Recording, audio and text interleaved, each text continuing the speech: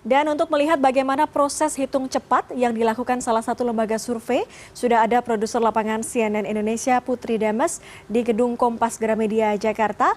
Halo, selamat pagi. Demes, seperti apa proses penghitungan cepat atau quick count yang bisa jadi ini nanti siang menjadi bayangan kita siapa yang memenangkan Pilpres atau unggul dalam Pilpres 2024?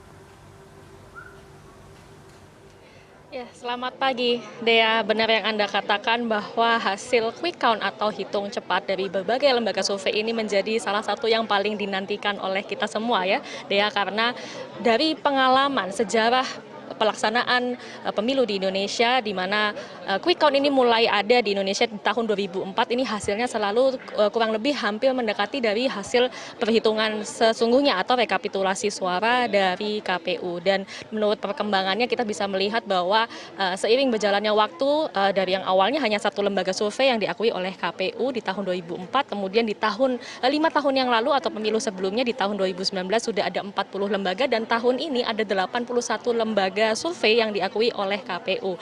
Dan bisa kita akses juga informasinya nanti di sore atau siang hari nanti. Dan salah satunya adalah Litbang Kompas, tempat saya melaporkan saat ini. Jadi kita akan menunjukkan, Dea, seperti apa situasi yang ada di War Room di Menara Kompas di Palmerah.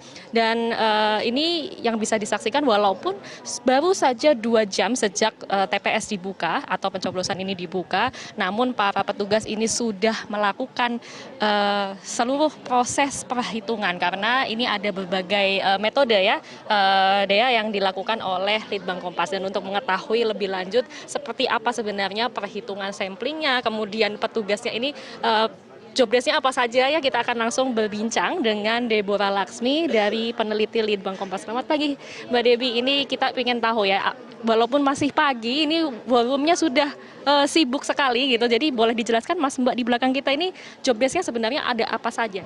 Oke, jadi kita ini di War Room ya Mbak, tempat dari teman-teman tim pusat data itu mengumpulkan dan menyeleksi data yang masuk. Jadi di sini ada total sekitar mungkin kalau di total 200 orang yang terbagi menjadi 125 konfirmator, 20 validator dan juga 20 verifikator. Nah, tugasnya apa? Jadi teman-teman konfirmator yang ada di sebelah kiri saya ini nih Mbak ya, mereka bertugas untuk mengecek data yang masuk. Jadi mereka mengecek apakah form survei untuk exit poll, karena pagi hari ini kita melakukan exit poll ya, atau survei pasca pilih gitu ya. Jadi data yang masuk mereka cek apakah sudah terisi semua, apakah sesuai dengan kriteria responden yang kita tentukan. Nah, ketika mereka sudah mengecek dan apabila ada yang tidak lengkap formnya ataupun ada yang kurang gitu datanya, mereka akan menelpon ke responden supaya bisa ditindaklanjuti lagi, supaya bisa di-upload lagi oleh para interviewer yang ada di lapangan. Nah, kalau di belakang sana itu ada verifikator dan validator. Untuk pagi ini exit poll kita akan dibantu oleh verifikator yang mana mereka akan mengecek data yang masuk dari konfirmator. Jadi kalau tadi konfirmator itu mengecek data yang masuk pertama kali, untuk verifikator nantinya mereka akan mengecek ulang data yang sudah terkumpul. Jadi apakah benar isiannya sesuai dengan jawaban responden atau tidak, seperti itu.